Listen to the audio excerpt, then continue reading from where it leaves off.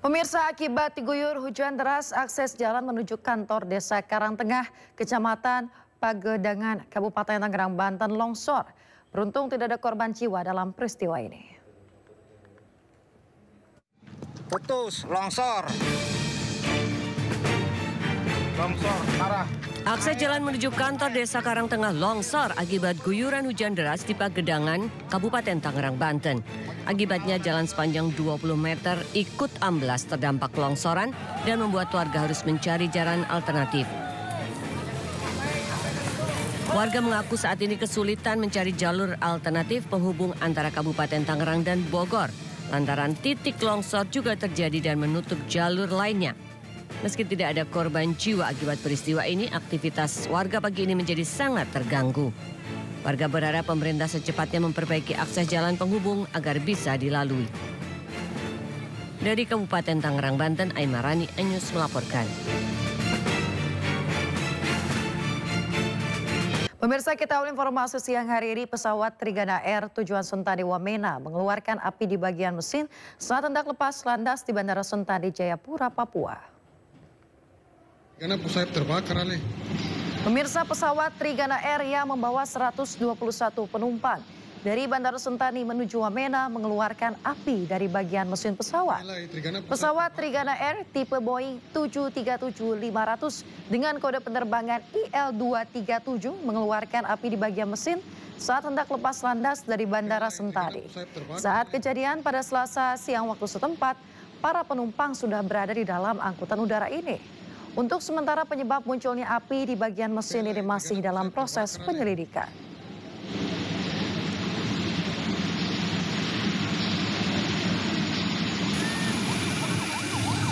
Pemirsa, akibat insiden ini ratusan penumpang panik hingga salah satu penumpang membuka pintu darurat.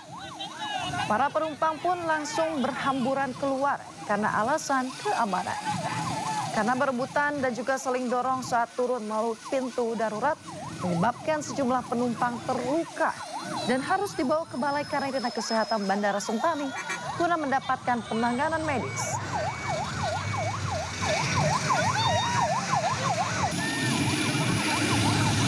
Yesus Tuhan ya, ada api di pesawat. Ada api Yesus. Yesus ya.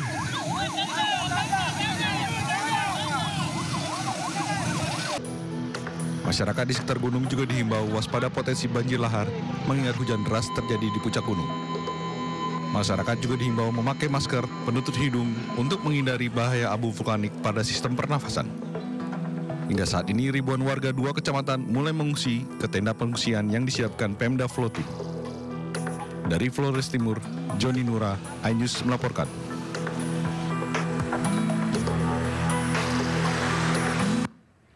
Pemirsa, para delegasi berperan penting dalam menentukan calon presiden dalam konvensi Partai Politik Amerika Serikat. Lalu siapakah para delegasi Amerika Serikat? Berikut informasinya untuk Anda. Dalam Konvensi Nasional Partai Politik Amerika Serikat, para delegasi lah yang menentukan capres dari partai mereka. Delegasi ini adalah wakil politik para pemilih Amerika Serikat.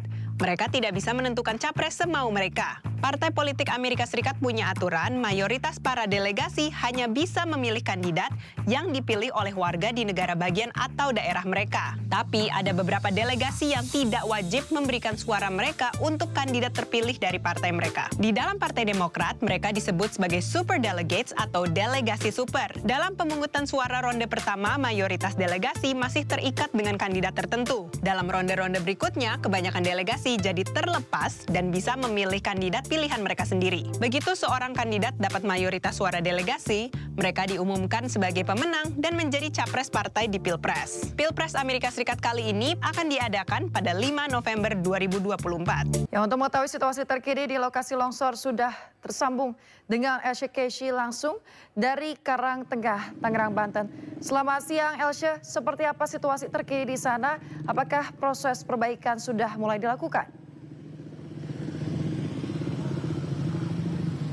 Ya, Yasmin dan juga pemirsa, pasca hujan deras yang terjadi pada Selasa siang hingga sore kemarin di tempat saya berada, yaitu di Jalan Rancahaur, tepatnya di daerah Tangerang, Banten. Memang di sini terjadi jalan amblas yang mengakibatkan longsor dengan kedalaman tanah amblas ini sedalam 7 meter.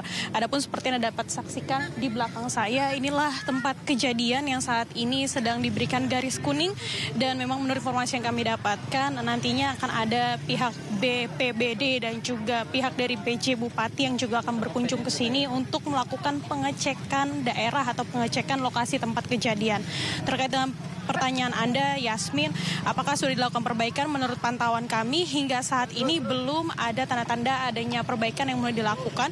Sebelum nanti dilakukan perbaikan, menurut informasi yang kami dapatkan adalah akan ada pengecekan terlebih dahulu, baik oleh pihak BMKG, kemudian BPPD, dan juga pihak dari pemerintah Pemda yang akan datang untuk mengecek lokasi. Dan memang seperti juga tadi sempat disebutkan bahwa di tempat ini memang berada di dalam daerah perumahan, sehingga tidak mengakibatkan adanya korban jiwa, tetapi memang mengganggu aktivitas warga karena jalan alternatif yang menghubungkan antara desa ini atau tempat ini dengan daerah Parung di kawasan Bogor ini menjadi terganggu. Masyarakat yang biasanya melintasi daerah ini baik motor maupun mobil tidak dapat melintas, hanya dapat dilintasi oleh kendaraan bermotor saja, sementara mobil atau kendaraan roda 4 lainnya harus melintasi rute-rute lain yang tentunya lebih jauh dan memutar dibanding melewati jalan dari alternatif ini. Memang jalan alternatif ini bukan merupakan jalan utama, tapi merupakan pilihan dari warga kebanyakan yang mau mengarah ke Parung karena memang jalur ini jauh lebih cepat, jauh lebih pendek. Nah, meskipun demikian, menurut informasi yang kami dapatkan, memang tempat ini merupakan tempat yang rawan banjir, sehingga di bawah tempat kejadian longsor ini ada kali Karangtengah yang merupakan kali besar, dan kali ini memang seringkali meluap ketika hujan deras seperti kemarin yang terjadi dari siang hingga sore hari. Luapan dari kali ini mengakibatkan kikisan jalan, sehingga kikisan jalan ini mengakibatkan jalan ambles. Karena ketinggian yang cukup curam, akhirnya jalan ambles ini terjadi cukup besar dan cukup dalam, yaitu sedalam hampir 7 meter. Mungkin kami akan nantinya mengupdate dan juga menginformasikan kembali seperti apa proses pengecekan yang akan berlangsung hari ini dari pihak-pihak terkait, dan akan melaporkan kembali kepada Anda, Yasmin. Baik, terima kasih Asyakesi atas laporan Anda langsung dari lokasi longsor Karangtengah, Tangerang, Banten. Tetap waspada, selamat bertugas kembali. Sehat selalu. Pemirsa, Gunung Lewotobi laki-laki di Flores Timur, Nusa Tenggara Timur kembali menunjukkan aktivitas vulkaniknya pada kemarin sore. Masyarakat diminta waspada potensi banjir lahar dingin.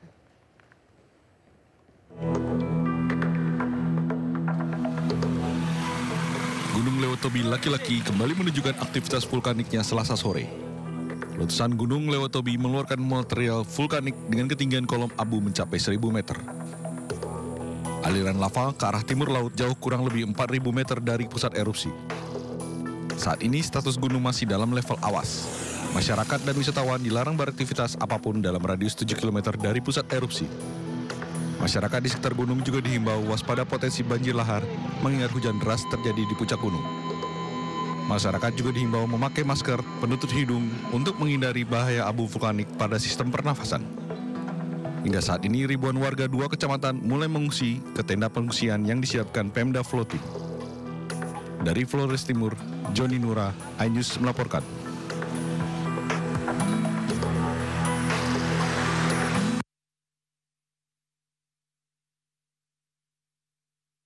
Longsor, arah. Akses jalan menuju kantor Desa Karangtengah longsor akibat guyuran hujan deras di Pagedangan, Kabupaten Tangerang, Banten. Akibatnya jalan sepanjang 20 meter ikut amblas terdampak longsoran dan membuat warga harus mencari jalan alternatif.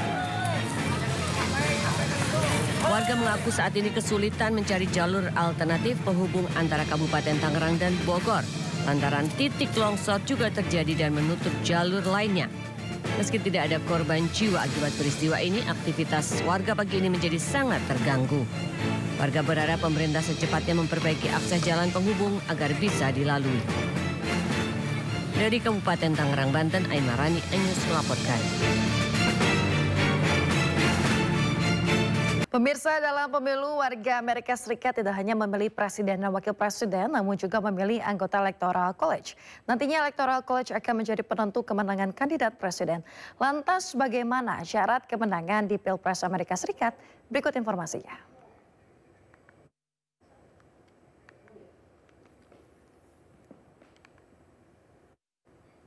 Pemirsa, terdapat 2 tahap pemilihan presiden di Amerika Serikat. Pertama adalah tahap popular vote. Pada tahap ini, warga di 50 negara bagian memilih presiden, wakil presiden, dan juga anggota Electoral College. Kemudian beberapa pekan setelahnya pemirsa, ada tahap electoral vote. Di tahap electoral vote ini, anggota Electoral College terpilih akan memilih calon presiden dan calon wakil presiden.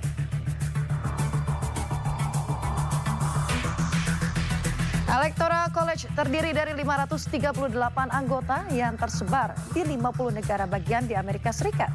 Setiap anggota Electoral College ini dicalonkan oleh partai politik di setiap negara bagian atau sosok yang terafiliasi kandidat presiden dan wakil presiden. Kemudian pemirsa, syarat memenangkan Pilpres Amerika Serikat harus meraih minimal 270 suara anggota Electoral College. Sementara para elektor baru akan memberikan suaranya 1 bulan setelah pemilihan yang dilakukan oleh warga Amerika Serikat. Setiap negara bagian memiliki jumlah anggota Electoral College berbeda-beda, tergantung dari jumlah populasi. Pemirsa, di Amerika Serikat, pemenang dari hasil pemilihan yang dilakukan oleh warga Amerika Serikat belum tentu memenangkan Pilpres. Misalnya di negara bagian X, pasangan A meraup 6 juta suara pemilih atau popular vote, sedangkan pasangan B mendapat 5,5 juta suara populer. Tapi pasangan A belum tentu menang. Kemenangan ditentukan oleh anggota Electoral College di negara bagian X. Misalnya, ada 50 anggota Electoral College, seperti lihat di layar kaca. Dan hasil 50 Electoral College ini terbagi bisa 35 vote untuk pasangan A dan 15 vote untuk pasangan B. Hasilnya, pasangan A memenangkan Electoral College. Karena pemilu Amerika Serikat menganut prinsip the winner takes all, maka 50 suara Electoral College ini menjadi milik pasangan A. Nantinya, jumlah raihan suara Electoral College yang diraih dari seluruh negara bagian akan diakumulasikan. Pemenang pemilu Amerika Serikat adalah pasangan yang memenangkan suara elektoral. Pemirsa, capres di Amerika Serikat yang dapat suara paling banyak belum tentu menang dalam Pilpres. Ini karena Amerika Serikat menggunakan sistem yang disebut Electoral College yang ditetapkan oleh Konstitusi Amerika Serikat. Lalu bagaimana cara kerja Electoral College? Berikut informasinya untuk Anda.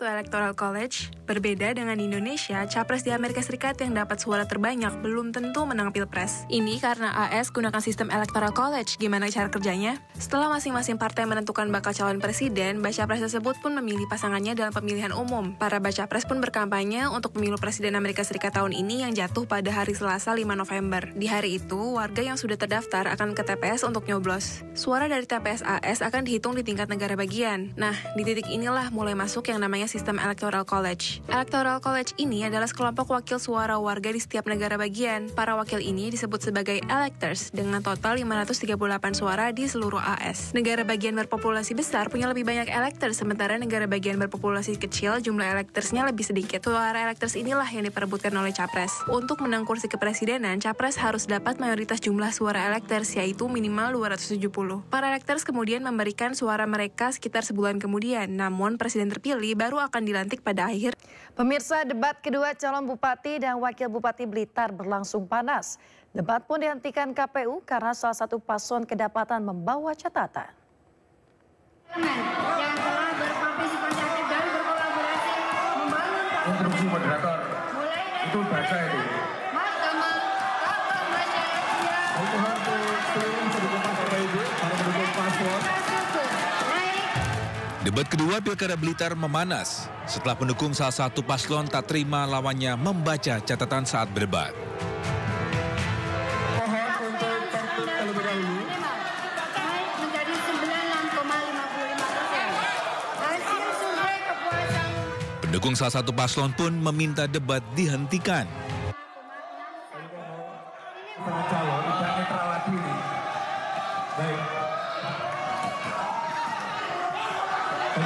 Suasana makin panas setelah pihak keamanan dihalangi saat akan ambil catatan yang dibawa. Untuk menghindari kericuhan, KPU Kabupaten Blitar langsung menghentikan debat. Pasangan Rini, Syafrinah, dan Abdul Goni mengklaim bahwa catatan diperbolehkan selama berkaitan dengan visi misi. Mereka juga menyatakan catatan yang dibaca diberikan oleh KPU Kabupaten Blitar. Selama itu dalam konteks visi misi diperbolehkan. Ini tadi print out-nya dari KPU atau sendiri? Akhirnya kita ini sendiri. Karena dari KPU ya? Dari KPU. Sementara KPU dan Bawaslu Kabupaten Blitar menyatakan catatan yang diberikan KPU berupa slide bukan buku. Kalau catatan yang dikasih KPU itu kan ada tandanya ya. Ada tandanya, jadi hanya 2 lembar. Jadi 2 lembar sehingga tidak berupa buku. Kalau berupa buku ya bisa dilihat sendiri teman-teman seperti apa. Setelah dihentikan oleh KPU, kedua pasangan calon dan tim pendukung yang datang ke acara debat meninggalkan ruang debat. KPU dan Bawaslu akan selidiki dugaan pelanggaran debat Pilkada Blitar. Dari Blitar, Jawa Timur, Robi Ridwan, iNews melaporkan. Pemirsa, 4 pasangan bakal calon gubernur Jawa Barat memanfaatkan sisa waktu kampanye dengan berdialog hingga bertemu warga secara langsung. Kembali janji-janji politik mereka lontarkan para calon kepala daerah ini untuk merebut suara terbanyak pada Pilkada 27 November mendatang.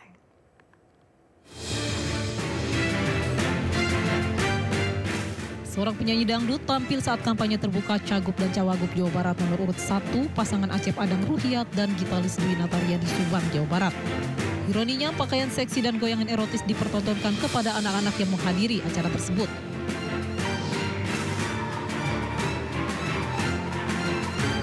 Diiringi tarian tortor, calon wakil gubernur Jawa Barat nomor urut 2 yang diusung PDIP Ronald Surapraja dan calon wali kota dan wakil wali kota Bekasi yang juga diusung Partai Perindo, Tri Adianto Cahyono dan Haris Bobihu disambut meriah generasi Z.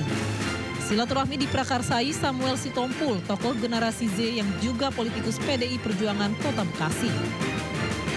Bawa semangat harapan supaya toleransi tumbuh subur di Kota Bekasi melalui perjuangan Bapak Tri Adianto dan Kang JJ Ronald untuk Gubernur Jawa Barat. Saya yakin bahwa di pundak mereka berempat toleransi akan tumbuh subur di Kota Bekasi dan umat beragama bisa berjalan dengan baik, tidak ada lagi permasalahan lainnya terkait dengan antar umat. Calon Wakil Gubernur Jawa Barat nomor urut 3 Ilham Habibi bertemu dengan ratusan guru dan dosen di Paguyuban Pasundan, Bandung. Anak dari mantan Presiden ketiga Indonesia ini berjanji akan memperhatikan guru honorer di Jawa Barat. Calon Gubernur Jawa Barat nomor urut 4 Deddy Mulyadi berkonsolidasi dengan ratusan kader partai pendukung di Kota Bandung. Deddy Mulyadi kembali berjanji akan meningkatkan kualitas rumah sakit di wilayah kabupaten kota di Jawa Barat. Tim Liputan melaporkan. Pemirsa, Pilkada Jawa Tengah semakin memanas. Tidak hanya dalam debat saja, kedua paslon pun bersaing ketat dalam survei pemilihan gubernur Jawa Tengah. Calon gubernur dan wakil gubernur nomor urut 1. Andika M. Perkasa, SE, MA, MSC, alias Happy. Debat perdana Pilkada Jawa Tengah berlangsung panas. Dua jenderal yang bertarung dalam Pilkada Jawa Tengah perang program unggulannya masing-masing. Penampilan kedua paslon dalam debat pun pengaruh hasil survei.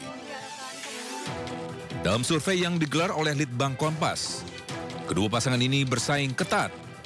Pasangan nomor urut 1 Andika Perkasa dan Hendrar Prihadi pimpin survei dengan 28,8%. Sementara lawannya pasangan nomor urut 2 Ahmad Lutfi dan Taj Yassin Maimun menempel ketat dengan 28,1%. Menariknya, jumlah responden yang belum menentukan pilihan mencapai 43,1%. Namun ternyata dalam survei ini, generasi X atau generasi yang saat ini berusia 44 hingga 57 tahun memiliki pilihannya sendiri. Pasangan Ahmad Lutfi dan Taj Yassin Maimun pimpin survei dengan 32,7%.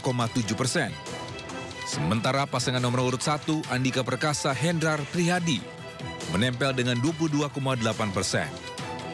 44,5% responden masih belum menentukan pilihan. Tingginya persentase responden yang belum menentukan pilihan menjadi perhatian bagi masing-masing paslon. Presiden ke-7 RI Joko Widodo ikut menanggapi hasil survei kali ini. Yang bimbang harus dibuat tidak bimbang. Harus yakin. Debat kedua Pilkada Jawa Tengah akan digelar Minggu 10 November 2024. Menarik dilihat bagaimana hasil survei setelah debat kedua nanti.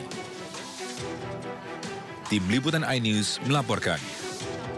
Ono sing tak tinggal masyarakat Jawa Tengah. Pemirsa, calon Gubernur Jakarta Pramono Anung menjanjikan renovasi Stadion Football Bond Indonesia Jakarta atau FIJ agar bisa menjadi salah satu tempat latihan Persija. Sementara itu, Cagup Jakarta nomor urut 1 Ridwan Kamil akan mengevaluasi mesin politiknya setelah kalah dari pasangan Pramono Sidul dalam survei elektabilitas versi Litbang Kompas.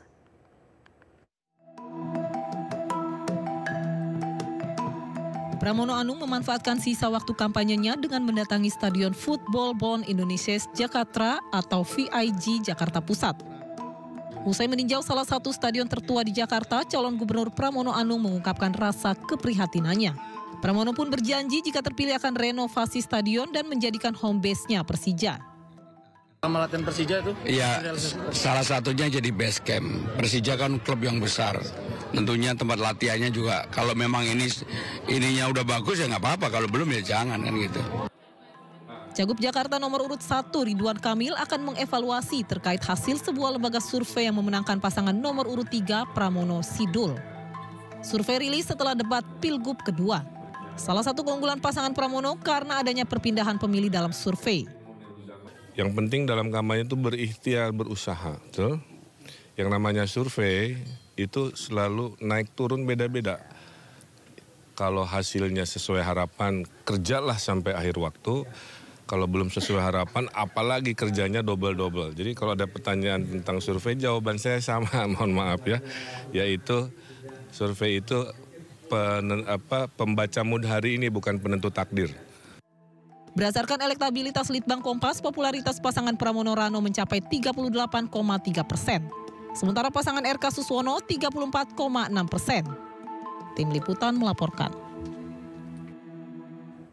Pemirsa, pasangan calon gubernur dan wakil gubernur Sulawesi Tengah nomor urut 1 Ahmad Ali dan Abdul Karim Al-Jufri menjanjikan pengelolaan potensi maritim untuk kesejahteraan masyarakat Sulawesi Selatan. Hal itu disampaikan dalam debat publik yang digelar oleh KPU Sulawesi Tengah, maksud kami Senin 4 November 2024.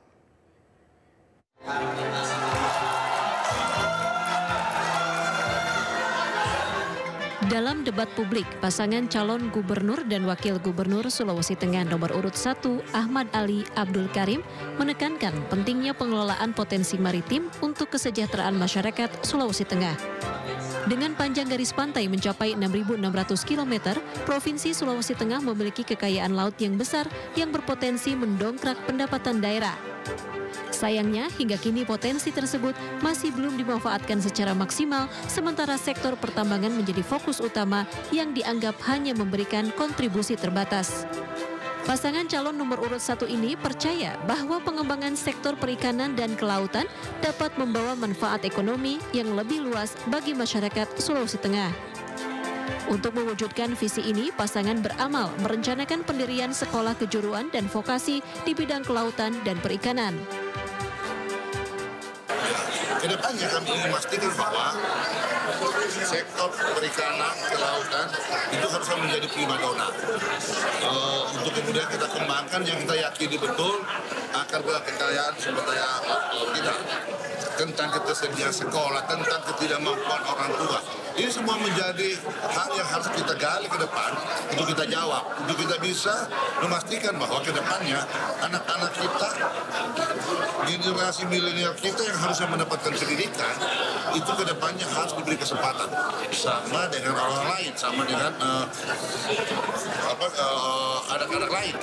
Dengan investasi di bidang pendidikan vokasi kelautan, Sulawesi Tengah akan berkembang menjadi provinsi maritim yang kuat dan mandiri yang mampu meningkatkan kesejahteraan rakyatnya. Dari Palu, Sulawesi Tengah, Firsya Mawaldi Aditya, iNews melaporkan. Pemirsa, menjelang Pilkada serentak 2024, seluruh pengurus dan juga kader Partai Perindo di berbagai daerah terus bergerak untuk memenangkan calon kepala daerah. Bakti sosial dan rapat konsolidasi pun digelar untuk meraih simpati masyarakat agar dapat memilih calon kepala daerah yang diusung dan juga didukung oleh Partai Perindo.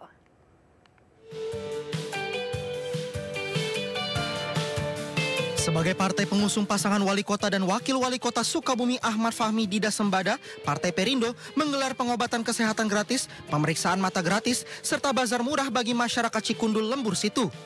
Tidak hanya pengobatan gratis dan bazar murah, DPD Partai Perindo juga mensosialisasikan visi misi dan program pasangan calon nomor urut 1 kota Sukabumi ini.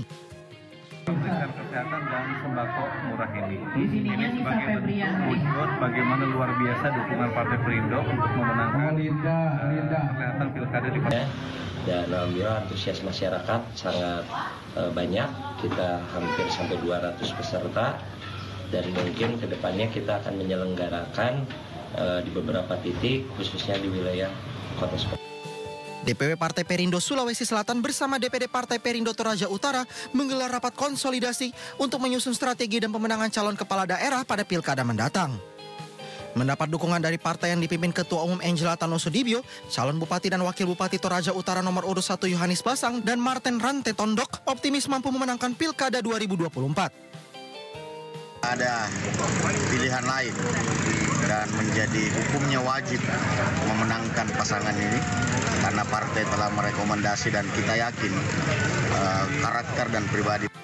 Konsolidasi ini sekaligus menjadi ajang silaturahmi serta sosialisasi visi misi dan program pasangan calon kepala daerah yang diusung partai berlambang Raja Wali mengembangkan sayap ini di Pilkada serentak 2024. Tim Liputan iNews melaporkan. Pemirsa, terpidana Gregorius Ronald Tanur diperiksa sebagai saksi dugaan suap 3 hakim Pengadilan Negeri Surabaya. Ayah dan ibu kandung Ronald Tanur juga diperiksa terkait suap 3 hakim PN Surabaya.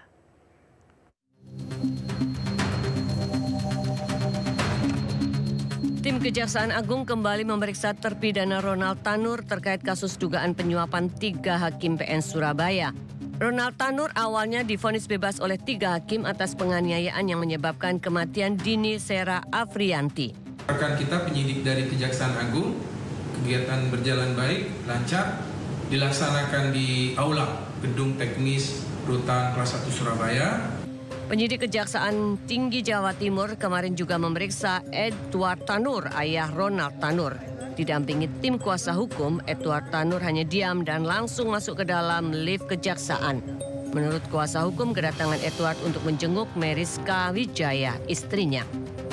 Sebelumnya, Meriska Wijaya, ibu Ronald Tanur, digelandang ke sel tahanan Kejati, Jawa Timur. Ia ditetapkan sebagai tersangka setelah diperiksa 5 jam atas dugaan suap terhadap Hakim Pengadilan Negeri Surabaya terkait vonis bebas putranya.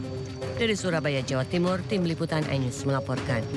Presiden Prabowo Subianto menerima kunjungan resmi kenegaraan Perdana Menteri Singapura Lawrence Wong di Istana Merdeka, Jakarta, Rabu pagi tadi.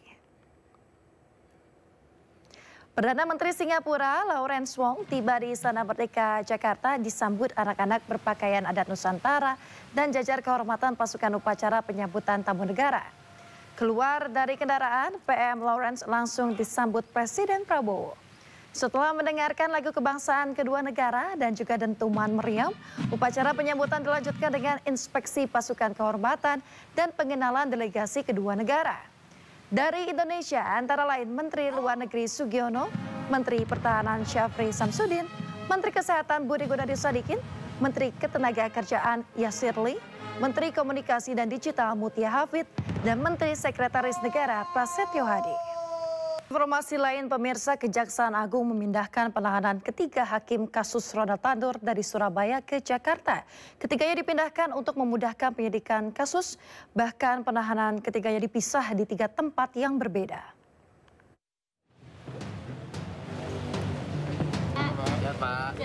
Mendadak 3 hakim kasus Ronald Tanur dibawa dari Rutan Kelas 1 Surabaya cabang Kejati Jatim.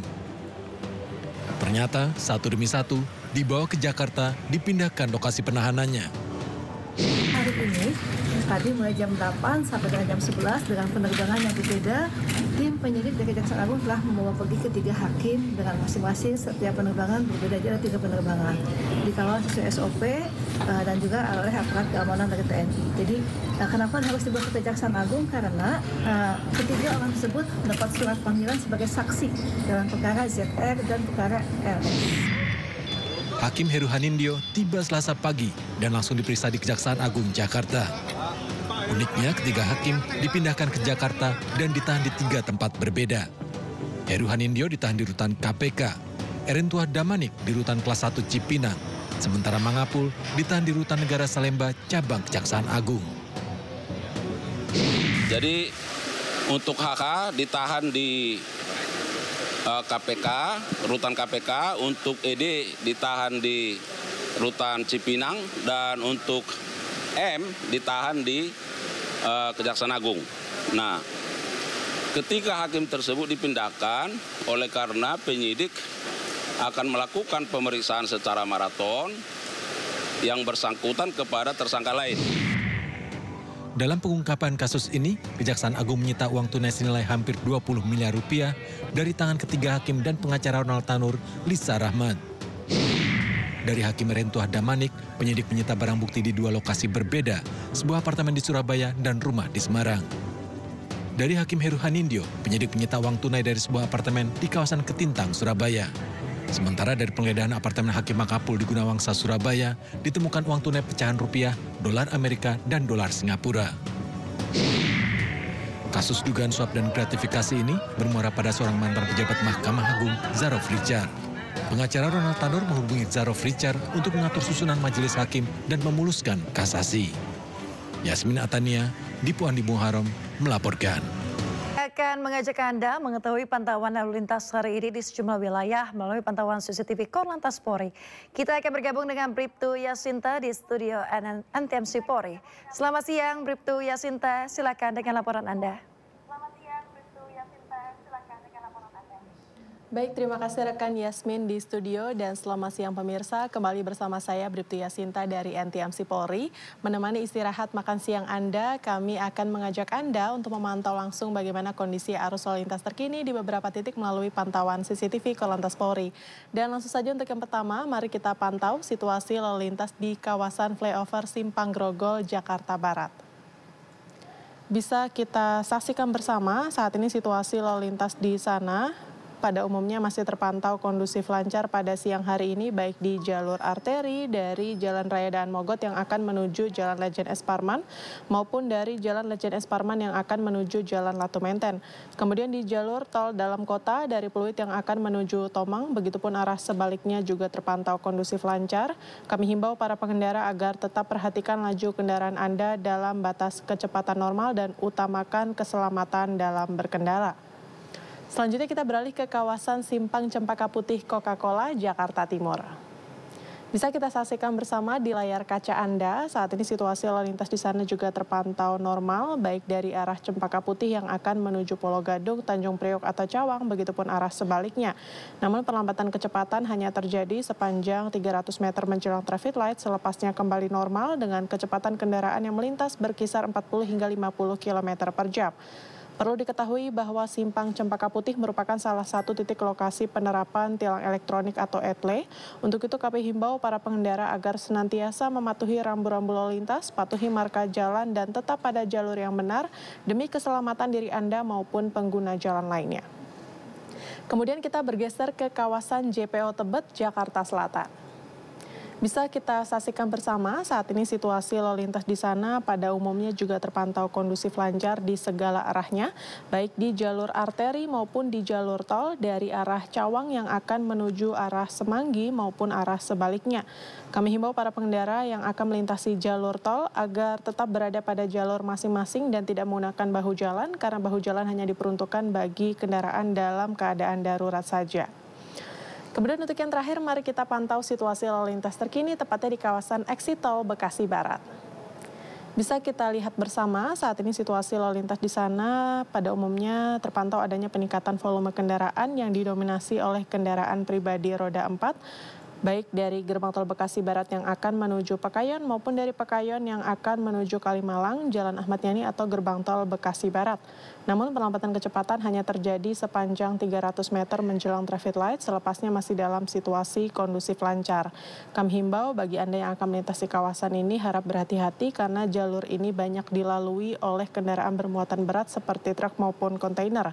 Dan bagi Anda yang akan melintasi kawasan ini, kami juga menghimbau agar tetap perhatikan laju kendaraan Anda, mengingat masih banyak kami temukan pengendara roda 2 yang memotong arus dan berputar arah tidak pada tempatnya yang tentunya sangat membahayakan keselamatan bersama. Untuk itu kami dari NTMC Polri tak bosan-bosannya menghimbau kepada Anda para pengendara, sebelum Anda berkendara pastikan Anda dan kondisi fisik kendaraan Anda tentunya dalam keadaan prima. Pastikan cek kembali kelengkapan surat-surat kendaraan Anda dan tetap patuhi peraturan lalu lintas serta ikuti arahan petugas kami yang berada di lapangan demi keselamatan bersama. Untuk informasi selengkapnya seputar arus lalu lintas terkini, Anda dapat menghubungi call center kami di 1500669 atau SMS Center di 9119. Stop pelanggaran, stop kecelakaan, keselamatan untuk kemanusiaan, Indonesia tertib, dan salam presisi. Demikian Bribtu Yasinta melaporkan langsung dari NTMC Polri, kembali ke studio, silakan. Baik, terima kasih Bribtu Yasinta atas laporan Anda dari studio NTMC Polri. Selamat bertugas kembali dan salam presisi.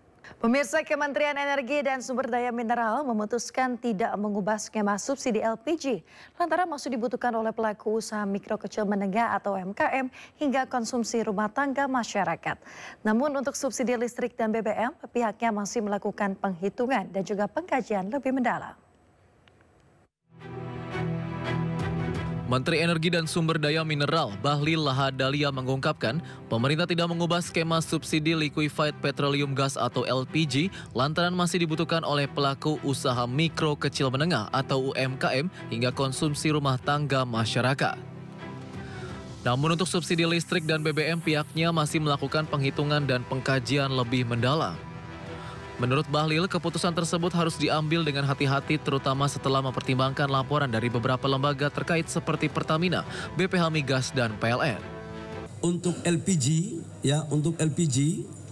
kami akan mengusulkan kepada Bapak Presiden untuk tidak dilakukan koreksi apa-apa. Artinya untuk LPG masih berlaku seperti sekarang ini. Itu yang kami akan usulkan kepada Bapak Presiden. Karena ini terkait dengan UMKM, ibu rumah tangga, konsumsi rumah tangga, jadi kami harus lihat. Namun untuk subsidi listrik, Pak Dirut PLN mana ya? Untuk subsidi listrik sama BBM, kami masih melakukan exercise yang mendalam. Sebelumnya Bahlil Lahadalia mengungkapkan pada 2024 pemerintah menggelontorkan subsidi dan kompensasi mencapai 435 triliun rupiah. Dari angka tersebut sebesar 30% atau sekitar 100 triliun rupiah tidak tepat sasaran. Untuk membebenahi itu, Bahlil diminta untuk membentuk tim kajian agar subsidi tepat sasaran, salah satunya dengan mengganti subsidi komoditas menjadi bantuan langsung tunai.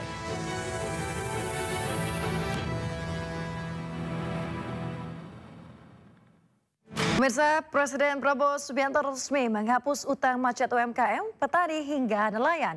Kebijakan ini diharapkan dapat meningkatkan semangat para penggiat UMKM, petani dan juga nelayan untuk memajukan usahanya kembali.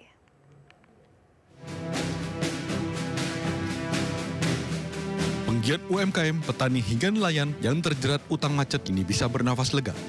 Ini karena Presiden Republik Indonesia Prabowo Subianto secara resmi telah mendatangani PP nomor 47 tahun 2024 tentang penghapusan piutang macet usaha mikro kecil menengah, pertanian, perkebunan, peternakan, perikanan, dan kelautan di Istana Kepresidenan Jakarta. Prabowo berharap dengan penghapusan piutang ini dapat membantu para produsen pangan hingga bekerja dengan tenang. Dan segala kebijakan terkait pelaksanaan PP akan diserahkan kepada kementerian terkait. Setelah mendengar saran dan aspirasi banyak pihak, terutama dari kelompok-kelompok tani dan nelayan di seluruh Indonesia.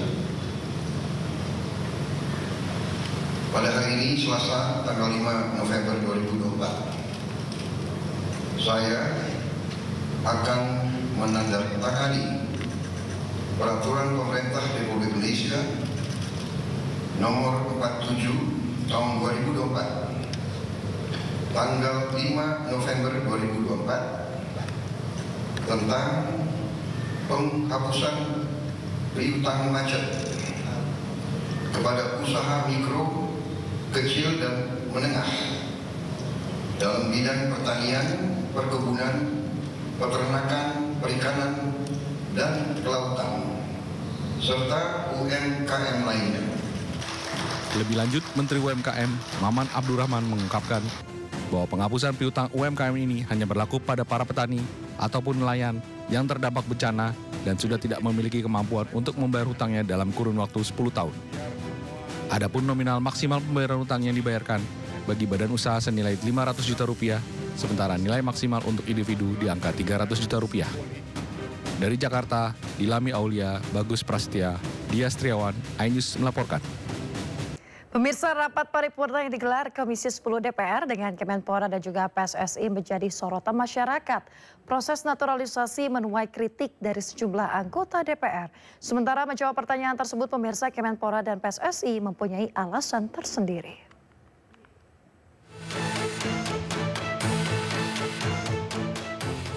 Anggota Komisi 10 DPR RI, Anita Jakobaga, melontarkan kritik terkait kebijakan naturalisasi pemain yang dilakukan PSSI.